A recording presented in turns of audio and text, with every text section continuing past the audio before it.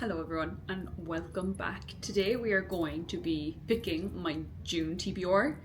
Well, technically my June TBR has already been picked for me by my boyfriend, but I'm going to show you what books he picked. I gave him the opportunity to pick 6 books and I have a very limited TBR at the moment because I'm in the Netherlands and the rest of my books are home and I brought limited books with me. So basically I sent my boyfriend pictures of all the books on my Kindle, all the books we have here physically, and told him to pick 6. There's a few books that I told him he couldn't pick because I'm using them for other videos, but he picked from the ones I sent him. I'll show you the proof, I'll put it in, and he picked 6 and he picked 3 Kindle and 3 physical, which is unreal. 2 of the books he actually picked were his books, but that's fine. He's been wanting me to read them for ages. So we'll go through the books physically that he told me to read, and then we'll go through the ones that I have on the Kindle after that. So the first one he picked because he read it himself and really wants me to read it. And why is it everyone's boyfriend loves like classic books or just loves like really old obscure authors? I don't know, is it just mine? But like George Orwell obviously isn't obscure, but he wants me to read Down and Out in Paris and London by George Orwell. So this one is about his time spent being homeless in Paris and London, as far as I'm aware. So I'll just read the synopsis on the back. To be poor and destitute in the 1920s, Paris and London was to experience life at its lowest ebb. George Orwell, penniless and with nowhere to go, found himself experiencing just this as he wandered the streets of both capitals in search of a job. By day he tramped the streets, oftentimes with scrivers or street artists, drunks and other hobos. At night he stood in line for a bed in a spike or a doss house, where a cup of sugary tea, a hunk of stale bread and a blanket were the only sustenance and comfort on offer.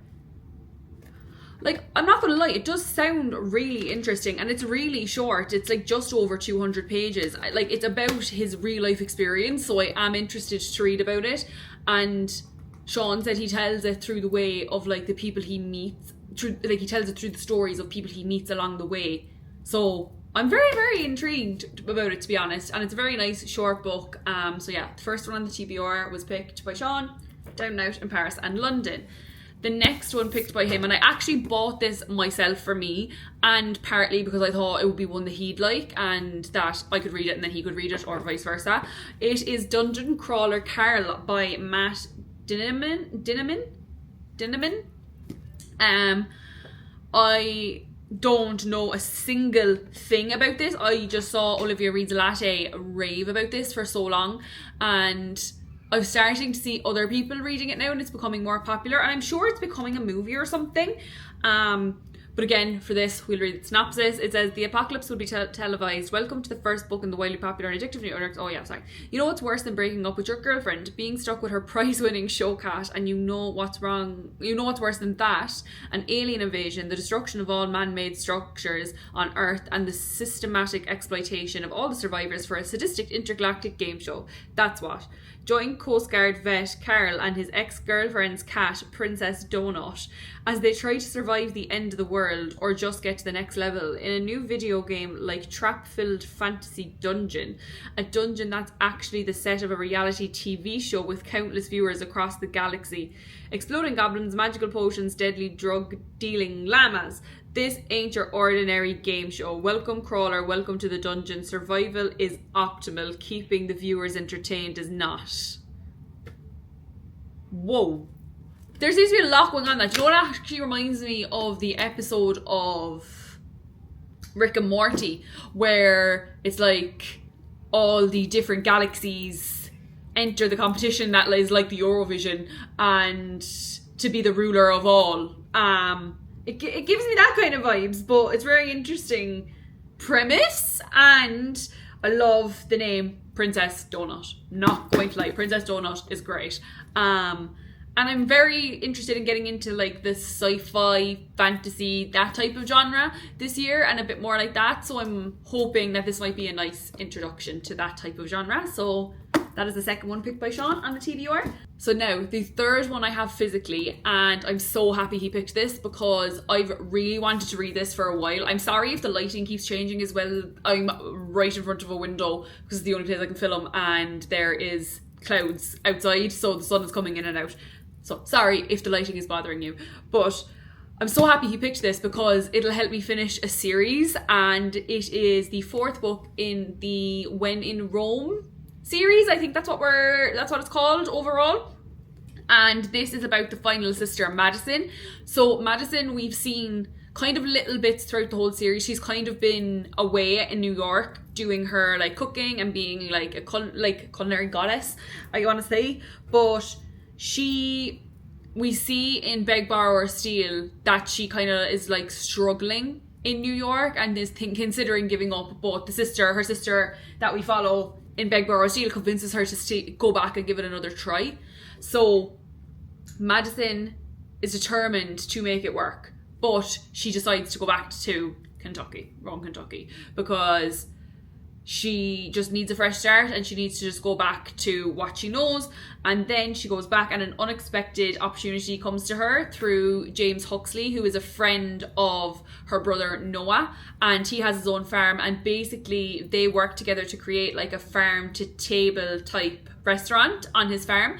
And there's somehow tension. They end up, I'm assuming, falling in love or something like that. And the cover is absolutely gorgeous. It is giving all the summer vibes that we're having right now. So I'm so happy he picked this. Very surprised he picked a romance, and I'm just happy he threw it in there for me. And then I sent him the ones on my Kindle, and he picked 3 on my Kindle. And so the 3 he picked was Hunger Games Catching Fire, which is amazing because that'll get me further in another series. If you don't know what Hunger Games Catching Fire is, it is the second of how many in the Hunger Games series now?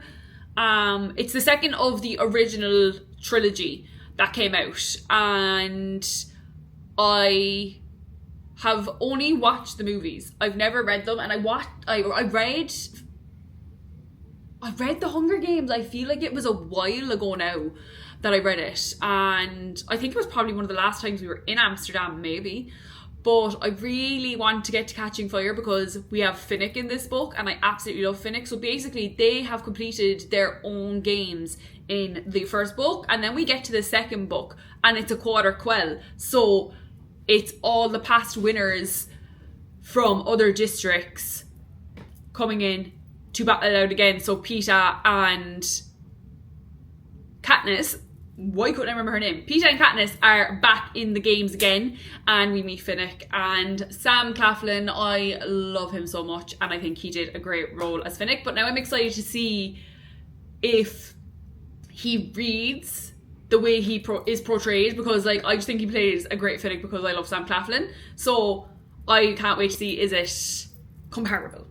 And then the next one he picked was Nightshade by Autumn Wood, which I was surprised. I don't know why he picked that. I'm actually going to have to ask him why he picked certain ones. Nightshade is by Autumn Woods. Is it? Autumn. I don't know why Nightshade isn't coming up on Goodreads for some reason. Never ever seen something like that happen before. Nightshade. Okay, found it here on Storygraph. So I know nothing about Nightshade, just that people are absolutely obsessed with it, that they were all like gunning for Daybreak arcs and were ready to basically kill each other to get the arc of the second book in this series. So I feel like that's enough of a sign that I should probably read it. So this says, when Olivia Winters accepts a scholarship at a prestigious Scottish university to prove that her parents' death was the fault of Kane Green, an American aviation tycoon, her plan is simple: keep her grades up and her head down. The last thing she wants is to wind up in a mafia war or step on the toes of royalty. Her plan gets off to a rocky start when the mysterious man that almost kills her on her first day turns out to be Kane's eldest son. And as far as she's concerned, Alex Corbu, Green is a younger version of his billionaire father, a monster hiding beneath a beautiful facade. Loneliness has been Ophelia's only dependable companion for years, but when anonymous threats and mysterious occurrences start to haunt her time at Sorrowsong, she wonders if she really can survive there on her own, between being paired for a project and ending up as each other's alibi for a murder. Avoiding Alex becomes increasingly impossible. She begins to fall for the soft heart that hides behind his hard exterior. Tormented by a malicious stalker and increasingly close to Alex, Ophelia's desperation for revenge wavers for the first time. Can she really bring herself to pull the trigger on Kane now that she knows the family it'll split into two? Not gonna lie, it's giving me a bit of like Zayden and Violet vibes, but just in kind of a different font. But I love Zayden and Violet, so I'm hoping that I'll absolutely love this. And yeah, I'm very, very excited. And now I know that there's a murder involved, I'm even more invested. And then the last and final one Sean picked. It's like he knows me or something, I would hope, but he managed to pick books that like I've wanted to read for ages, but like haven't even communicated that to him or to anyone. And he managed to pick all ones that I have wanted to read for ages but have been avoiding on purpose. So he picked The Bright Years by Sarah DeMoff. I saw this recommended by Sarah Crowley. Anything she recommends, I generally end up loving because we have very similar tastes, I feel. And the way we approach books and the way we approach wanting to understand our characters, I feel like is very similar. So anytime she recommends a book, I always take the recommendation. So The Bright Years by Sarah DeMoff, the description for it is: one family, 4 generations, a secret son, a devastating addiction, a Texas family is met with losses and surprises of inheritance. They're unable to shake the pull back towards each other in this big-hearted family saga, perfect for readers of Mary Beth Keane and Claire Lombardo. Ryan and Lillian Bright are deeply in love, recently married and now parents to a baby girl, Georgette. But Lillian has a son she hasn't told Ryan about, and Ryan has an alcohol addiction he hasn't told Lily about. So Georgette comes of age watching their marriage rise and fall. When a shocking blow scatters their fragile trio, Georgette tries to distance herself from remainders of her parents. Years later, Lillian's son comes searching for his birth family, so Georgette must return to her roots, unearth her family's history, and decide what she can open up to love for them or herself while there's still time.